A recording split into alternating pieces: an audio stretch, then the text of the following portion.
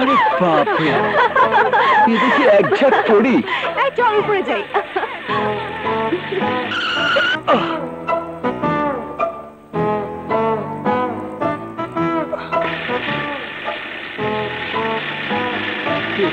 পিছে এলো কেন? তাড়াতাড়ি চল।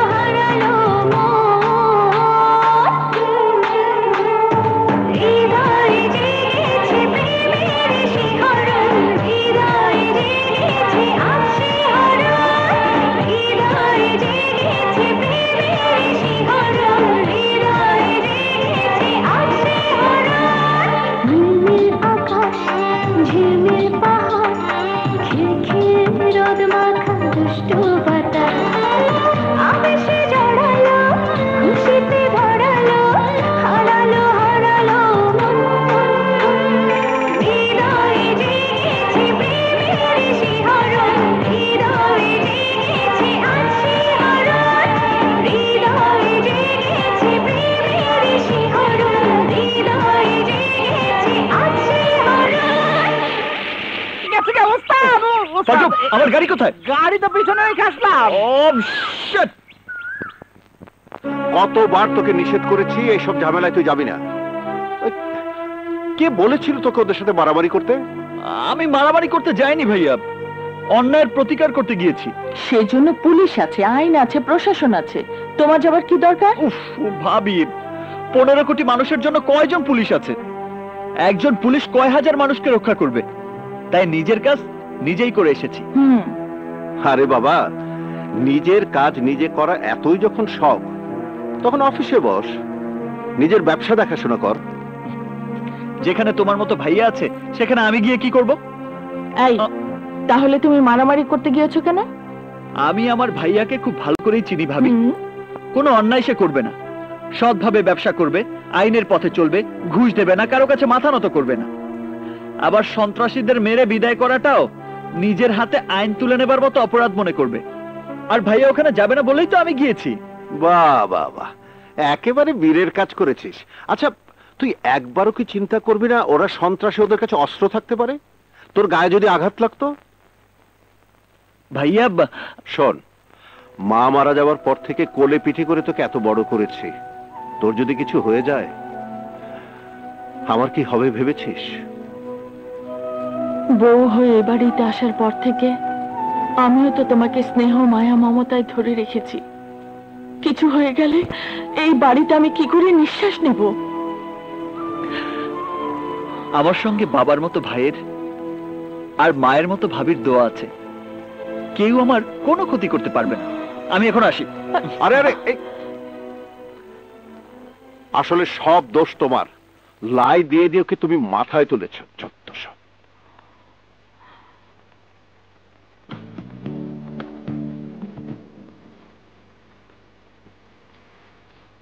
কি হয়েছে কল্লোল? সবাইকে ছেড়ে চুপচাপ আলাদা টেবিলে বসে আছিস, ব্যাপারটা কি? অন্য কিছু ভালো লাগছে না। এই যে এত বিয়ার খাচ্ছি, নেশাও হচ্ছে না। নিশ্চয়ই শালার ডেট এক্সপায়ার্ড বিয়ার দিয়ে দিয়েছে। দাঁড়া, দেখাচ্ছি মজা। এই আহা, বিয়ারের কেসে ভেজাল নেই বন্ধু, ভেজাল হয়েছে আমার মনে। মানে? এমন একজনকে দেখেছি, তাকে বারবার দেখতে ইচ্ছে করছে, তাকে দেখার নেশায় ধরেছে। অন্য কোনো নেশা জমছে না। কে সে? আমি তার ঠিকানা রাখিনি, ছবিও আঁকিনি, কোথায় সে জানি না, মন তবু তারই কথা বলে। কি সাংঘাতিক! তারই সাথে পথ চলে।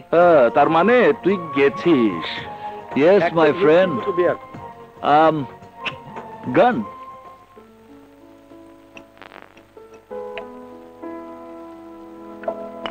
কল্লোল কোথায়? ও ঘুমিয়েছে অনেক রাতে, তাই উঠতে দেরি হচ্ছে। আরে আমরাও তো রাত করে ঘুমিয়েছি, তাই বলে কি আমাদের উঠতে দেরি হয়েছে? ওর বয়স কম, এই বয়সে একটু ঘুমানো দরকার। কোনো দরকার নেই, ডাকো ওকে। তুমি খাও তো, যখন সময় হবে চলে আসবে। তোমার আদরে আমি ওকে ভালোভাবে শাসনও করতে পারবো না। দেখবে কোনোদিন ওর ঘুম ভাঙবে না। ঠিকই ভাঙবে। ওকে বিয়ে করিয়ে ফুটফুটে একটা সুন্দর বউ ঘরে আনলেই সব ঠিক হয়ে যাবে। বিয়ে? কোন পাগলে করবে ওকে বিয়ে? কেন?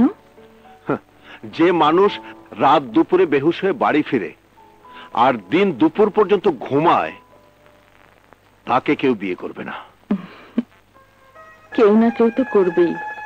মহান আল্লাহ তোমার জন্য যেমন আমাকে তৈরি করেছেন, তেমনি ওর জন্য কাউকে না কাউকে নিশ্চয়ই তৈরি করেছেন।